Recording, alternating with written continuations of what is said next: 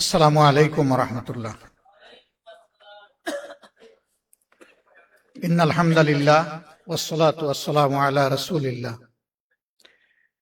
গণভোটের রায়ের বিরুদ্ধে সরকার, সংকটের মুখোমুখি বাংলাদেশ। এই প্রতিবাদের উপর আয়োজিত আজকের এই জাতীয় সেমিনারের সম্মানিত সভাপতি, বাংলাদেশ খেলাফত মজলিসের সম্মানিত আমিরে মজলিস আল্লামা মামুনুল হক, সংসদে বিরোধী দলীয় চিফ হুইপ এবং নাগরিক পার্টির আহ্বায়ক জনাব নাহিদ ইসলাম এমপি, এলডিপির সম্মানিত চেয়ারম্যান, বর্ষিয়ান রাজনীতিবিদ এবং আমার ধারণা মতে বাংলাদেশের রাজনীতিতে সবচেয়ে সিনিয়র অভিজ্ঞ ব্যক্তি জনাব ডক্টর কর্নেল অলি আহমদ বীর বিক্রম, সংগ্রামী, নির্যাতিত, মজলুম সম্পাদক জনাব মাহমুদুর রহমান, নাগরিক সমাজের অন্যান্য গুরুত্বপূর্ণ ব্যক্তিবর্গ, মঞ্চে উপবিষ্ট শীর্ষ নেতৃবৃন্দ, সুধীমণ্ডলী, সাংবাদিক বন্ধুগণ। একজন বক্তা এখানে বলেছিলেন যে সিদ্ধান্ত কোথা থেকে হয়, কে কথা বলে, কার পক্ষে কথা বলে, এগুলো তো কিছুই আমরা বুঝতে পারছি না। আমি জাস্ট একটা ছোট্ট গল্প আপনাদেরকে শোনাতে চাই। এখন যেভাবে এসি আছে, ফ্যান ঘুরে, এক সময় ওইরকম বিজলি বাতি জ্বলতো না, ফ্যান ঘুরতো না, এসি চলতো না। সেই সময়টা ছিল দড়ি টানা, মাথার উপরে লাল এবং সবুজ রঙের কাপড় দিয়ে এক ধরনের পাখা তৈরি করে বিভিন্ন অফিসে টানা হতো।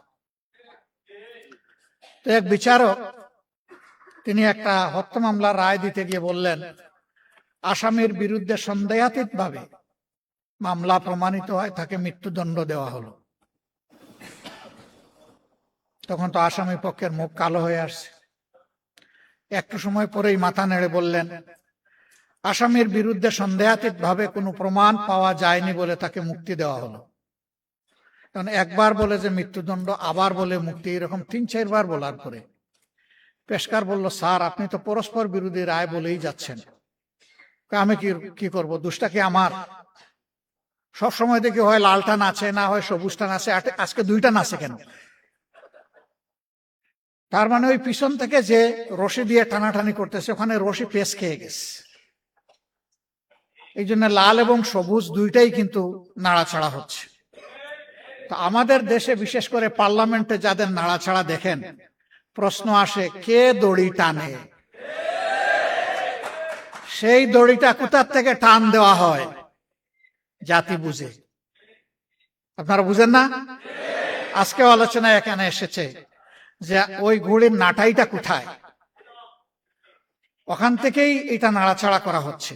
এই জন্য অস্থিরতা। এক সময় গণভোট হারাম, আরেক সময় না, এটা অর্ধেক হালাল। এক সময় একই অর্ডারের গুস্ত হালাল, কিন্তু শুরুয়াটা, জুলটা তার হারাম। আমরা এটা পার্লামেন্টও বলেছি। হ্যাঁ, আপনারা দেখেছেন আমাদের কণ্ঠ দমিয়ে দেওয়ার চেষ্টা করা হয়েছে, আমরাও সমান তালে চালিয়েছি আলহামদুলিল্লাহ। সুযোগ পাই না পাই আমরা কণ্ঠ বন্ধ করিনি, কারণ জনগণ আমাদেরকে তো তাদের অধিকারের পক্ষে কথা বলতে সেখানে পাঠিয়েছে। মুখ বন্ধ করে, আমাকে বিশেষ করে মুখ বন্ধ করে সুপার গ্লু দিয়ে ওখানে বসার জন্য জনগণ আমাকে পাঠায়নি। জনগণ আমাকে পাঠায়নি যে আমার ছবিটা সংসদ টিভি এবং বিটিভিতে উঠবে আর সারা দুনিয়া দেখবে। জনগণ পাঠিয়েছে আমি কি বলি সেটা জনগণ শুনতে চায়। আমার সহকর্মীরা, সহযোদ্ধারা, বিরোধী দলের এমপিরা জনগণের অধিকারের পক্ষে কি করে সেটা জনগণ দেখতে চায়। আমরা আপনাদেরকে কথা দিচ্ছি, আমরা সংসদে যাওয়ার আগেই বলেছি, এই সংসদের বিভিন্ন ধরনের সুবিধা নেওয়ার জন্য আমরা এখানে যাচ্ছি না। অনেক সুবিধা আছে, স্বেচ্ছায় অবলীলায় ছেড়ে দেব, নিবই না। যেটা না নিয়ে পারবো না সেইটা নেব, বাধ্য হব যেটাতে। অবৈধ কোনো দিকে আমাদের চোখ এবং হাত যাবে না। আমরা এখনো আলহামদুলিল্লাহ এটার উপরে আছি। কিন্তু এই 24-এর গণবিপ্লব, গণ অভ্যুত্থান যেটাই বলেন, এখানে শুধু শিক্ষিত ছাত্ররা আর আমাদের মতো রাজনীতিবিদরা এই আন্দোলন করে নাই, জীবন দেয় নাই। আপনাদের দুয়ায় মাবুদের মেহেরবানি 1400-র মধ্যে মিনিমাম 1200 শহীদের বাড়িতে আমার ব্যক্তিগতভাবে যাওয়ার সুযোগ হয়েছে। আমি সজ্ঞানে সাক্ষ্য দিচ্ছি, এবং আমাদের 12 ভলিউমের এই শহীদদের স্মৃতিচারণ বই হয়তো অনেকের কাছে আছে, হয়তো নাই। আমাদের ওয়েবসাইটে সব কিছু আছে, মৌলিক 3টা ভাষাই আছে। যারা চাইবেন তারা সেখানে যেতে পারেন। যারা দুনিয়া থেকে বিদায় নিয়েছে শহীদ হয়ে, তাদের 62 ভাগ শ্রমিক। তারা কি কৌটার বৈষম্যের বিরুদ্ধে নেমেছিল? কৌটার বৈষম্যের বিরুদ্ধে নেমেছিল আমাদের যুব সমাজ, ছাত্র সমাজ। তারা নেমেছিল ফ্যাসিবাদের বিরুদ্ধে। তারা নেমেছিল একটা পরিবর্তনের আকাঙ্ক্ষা নিয়ে। তারা গুণে ধরা রাজনীতির হাত বদলের জন্য জীবন দিতে রাস্তায় নামে নাই। আমরা সংসদে দাঁড়িয়ে বলেছি, আজকে সংসদ নেতা, বিরোধী দলীয় নেতা, সংসদের চিফ হুইপ, বিরোধী দলীয় চিফ হুইপ, সমস্ত মন্ত্রীবর্গ, সংসদ সদস্যবৃন্দ, আজকে জুলাইয়ের প্রোডাক্ট আমরা। জুলাই নাই, আমরাও নাই। জুলাই আছে, আমরা আছি। জুলাই আছে, সরকার আছে। জুলাই আছে, বিরোধী দল আছে। জুলাই নাই, কিছুই নাই। এই জুলাইয়ের বিপক্ষে অবস্থান নিয়ে সরকার পার পাবে না ইনশাআল্লাহ। গণভোটের, গণরায়ের মাধ্যমে এই জুলাইয়ের আকাঙ্ক্ষা ইনশাআল্লাহ বাস্তবায়ন হবে। এর জন্য আবার জীবন দিতে হয়, দিব ইনশাআল্লাহ। কালকে এই জায়গায় দাঁড়িয়ে জুলাই শহীদ পরিবার এবং যোদ্ধাদের সাথে আমাদের একটা বৈঠক ছিল। সেখানে আমার প্রিয় সহকর্মী সংসদে বিরোধী দলীয় চিফ হুইপ বলেছে, আগামীর আন্দোলনের সাথে নয়, সামনে থাকবো আমরা ইনশাআল্লাহ। সে এই সারির দিকে ইঙ্গিত করে বলেছিল, আমাদেরকে সামনে পাবেন। আমিও কথা দিচ্ছি, সামনে পাবেন ইনশাআল্লাহ। যতদিন সংসদের ভিতরে জাতির জন্য অধিকারের পক্ষে লড়াই করতে গিয়ে আমাদের থাকা প্রয়োজন, ততদিন থাকবো, তার বাইরে 1 সেকেন্ডও নয়। যখন দেখবো আর কোনো কিছু করার নাই, তখন সেলিউট, কালু সালামা, হে সংসদ, আপাতত তোমাকে সালাম দিয়ে চলে গেলাম। কিন্তু এর আগে এই সংসদের জমিদারিও কারো মানব না এবং কারো কাছে বন্ধক দেব না। অনেকে বলছেন আন্দোলন শুরু করতে হবে, এটা কি? এটাও আন্দোলনের অংশ। যেদিন আমরা নোটিশ মুভ করেছিলাম যে সংস্কার পরিষদের সভা আহ্বান করতে হবে, আলোচনার পর যখন 2/3 মেজরিটির গরম গায়ের কারণে, আমাদের গায়ের জোরে এটাকে নাকচ করে দেওয়া হলো, আমরা সেদিন সংসদ থেকে বের হয়ে এসেছিলাম। এসে বলেছিলাম, জনগণের রায় নিয়ে, রায় বাস্তবায়নের জন্য এখানে এসেছিলাম। অন্যায়ভাবে এই রায়কে পদদলিত করা হয়েছে। এখন জনগণের রায় নিয়ে আবার জনগণের পার্লামেন্টে আমরা চলে যাচ্ছি। এরপরে আপনারা দেখেছেন, এর প্রতিবাদে বিক্ষোভ সভা হয়েছে, মিছিল হয়েছে। সারা দেশে এখন আন্দোলন চলছে। শুরু হবে কি? শুরু তো হয়েই গেছে। এখন তিলে তিলে সেই আন্দোলনকে সফলতার দিকে নিয়ে যেতে হবে ইনশাআল্লাহ। এই আন্দোলন ন্যায্য আন্দোলন। এই আন্দোলন কোন সুবিধাবাদী আন্দোলন নয়, ক্ষমতার হালুয়া রুটির ভাগ বাটোয়ারার জন্য নয়। এই আন্দোলন 70 ভাগ মানুষের রায়ের প্রতি সম্মান দেখিয়ে, শহীদদের রক্তের সাথে আমাদের ওয়াদা বাস্তবায়ন করার জন্য, জুলাই যোদ্ধাদের আকাঙ্ক্ষা পূরণ করার জন্য এই আন্দোলন ইনশাআল্লাহ সফলতার প্রান্ত সীমায় গিয়ে থাকবে, এর আগে নয়। এবং সেই আন্দোলনের সফলতা নিয়ে আমরা গড়ে ফিরব। আপনারা শুধু পাশে থাকবেন। দেশবাসী, এই আন্দোলন আমার জন্য, আপনাদের জন্য, সবার জন্য। আমরা আমাদের সন্তানদেরকে কারো গোলাম বানাতে চাই না। এবং কারো পারিবারিক রাজতন্ত্র বাংলাদেশে চলবে জাতির উপর ফ্যাসিজম হিসাবে, তাও আমরা বরদাস্ত করব না। রাজনীতির এই দুষ্ট চক্র ভেঙে দিতে হবে।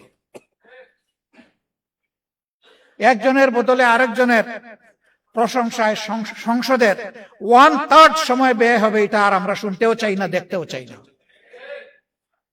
প্রশংসা হবে জনগণের, সংসদের ভিতরে কথা হবে জনগণের সমস্যা নিয়ে, সেখানে বসে খোলামনে সমাধান বের হয়ে আসতে হবে। এইটাকে বাদ দিয়ে অন্য কোনো কিছুর চর্চা হোক সংগঠনের সংসদের ভিতরে, আমরা এটা চাই না। কিন্তু আমরা ফেসিবাদের কালো ছায়া এখন সংসদে দেখতে পাচ্ছি। আগে ওই সংসদে দাঁড়িয়েই আজকে যারা সরকারি দলের গ্যালারিতে বসেছেন তাদেরকে তুচ্ছ তাচ্ছিল্য করে যেভাবে কথা বলা হতো, আজকে দুই একজন আমাদেরকে লক্ষ্য করে সেই রকম কথা বলা শুরু করেছেন। আমরা তাদেরকে বলি জিহ্বা সংযত করুন। এই মনোভাব এবং আচরণ দেখাবেন না। জুলাই যুদ্ধের মধ্য দিয়ে যেই প্রজন্ম, যেই দেশ গড়ে উঠেছে, এই দেশ কারো চক্রাঙ্গানির পরোয়া করে না। অতীতে যারা এই আচরণ করেছে তাদের পরিণতি চোখের সামনেই দেখতে পাচ্ছেন। মনে রাখবেন, অপকর্ম করলে আগেরটার চাইতে পরের পরিণতি আরো ভয়ঙ্কর হয়। সে পথেই তো হাসছেন। বাইরে তো আপনাদের পদাচারণা দেখছি না, সবকিছু কুক্ষিগত করছেন। বাংলাদেশ ব্যাংকে অভ্যুত্থান করার পরে এখন দেশের সবচেয়ে বড় ব্যাংক, এখন ইসলামী ব্যাংকে আবার নতুন করে অভ্যুত্থান শুরু হয়েছে। যে ব্যাংক দেশের রিমিটেন্সের 32% একা আহরণ করে, এই ব্যাংকের যদি অস্তিত্ব বিপন্ন হয়, বাংলাদেশের অর্থনীতি বঙ্গোপসাগরে চলে যাবে। সাবধান করে দিচ্ছি, এইটাকে দলীয়করণ করবেন না। যদি দলীয়করণ করেন ব্যাংকগুলোকে একটার পর একটা, জনগণ আপনাদেরকে ছেড়ে কথা বলবে না। আমি দেশের ব্যাংকের মূল মালিক জনগণ, জনগণকে বলবো জেগে উঠুন, আওয়াজ তুলুন, ওদের কদর্য চেহারা জাতির সামনে উন্মুক্ত করে দিন, থামিয়ে দিন। থামিয়ে দিতেই হবে ইনশাআল্লাহ। আমরা আবারও কথা দিচ্ছি, শুধু রাজনীতির পট পরিবর্তন নয়, সংস্কৃতির আমূল পরিবর্তনের জন্য আমাদের এই লড়াই। অপসংস্কৃতি যেখানে, সেটা ব্যাংকিং সেক্টর হোক আর যেখানে হোক, অর্থনীতিতে, সংস্কৃতিতে, শিক্ষা ব্যবস্থায়, তারপরে দেশের আইন অঙ্গনে, যেখানেই হোক, ইনশাআল্লাহ আমরা বসে বসে আঙ্গুল চুষবো না।